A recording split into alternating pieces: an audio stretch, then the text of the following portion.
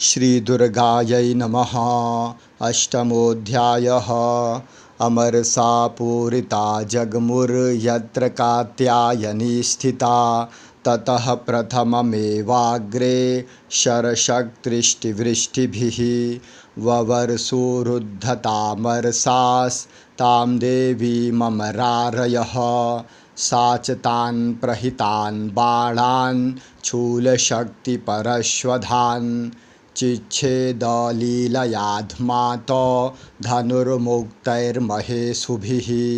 तस्याग्रतस्तथा काली शूलपातविदारितान् खट्वाङ्गपोथितांश्चारीन् कुर्वती व्यचरत्तदा। कमण्डलुजलाक्षेप हतवीर्यान् हतौजसः ब्रह्माणी चाकरोच्छत्रून् येन येन स्म धावति। माहेश्वरी त्रिशूलेन तथा चक्रेण वैष्णवी दैत्यान् जघान कौमारी तथा शक्त्यातिकोपना। ऐन्द्रीकुलिशपातेन शतशो दैत्यदानवाः पेतुर्विदारिताः पृथिव्यां रुधिरौघप्रवर्षिणः।